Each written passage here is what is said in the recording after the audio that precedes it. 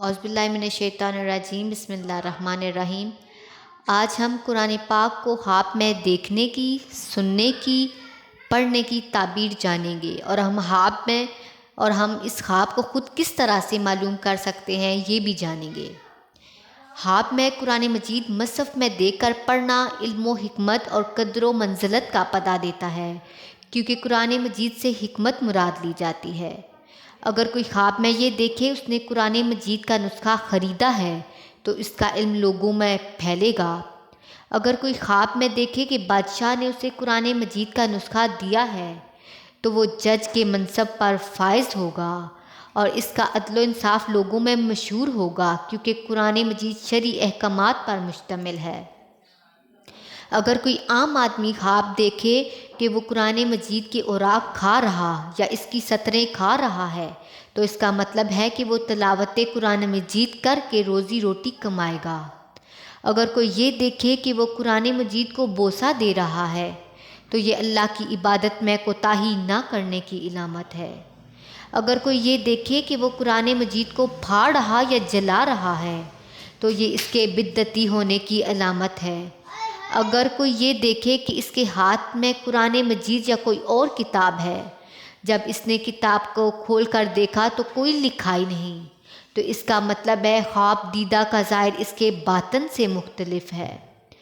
اگر کوئی یہ دیکھے کہ وہ کسی قطرن یا اون کے ٹکڑے پر قرآن مجید کی کتابت کر رہا ہے تو اس کا مطلب یہ ہے کہ وہ اپنی رائے سے قرآن مجید کی تفسیر کرے گا۔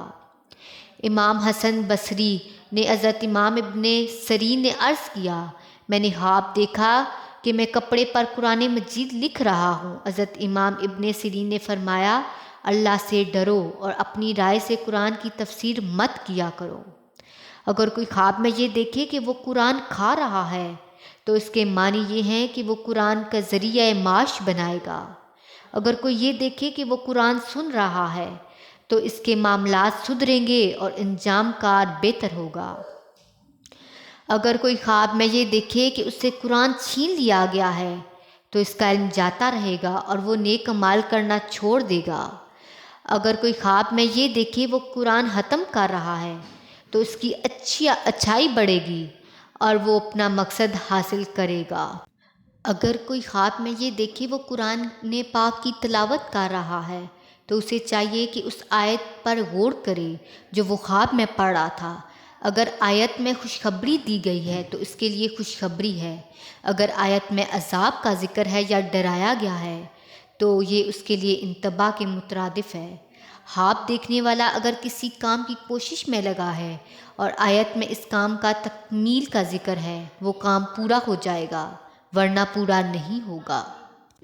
بعض دفعہ ایسا ہوتا ہے کہ پڑھی جانے والی آیت کی تعبیر اس سے پہلے یا بعد کی آیت کی مدد سے نکالی جاتی ہے، اگرچہ اس آیت کا علم نہ ہو۔ خواب میں قرآن کی تلاوت ویسے بلائی ہی بلائی ہے، خاص طور پر جب کہ قرآن مجید پڑھا گیا ہو اور لوگوں کو سننے میں لطف آ رہا ہو۔ ایسی صورت میں تلاوت قرآن خواب دیدہ کی قدر و منزلت میں اضافے اور نیک نامی کی علامت ہے۔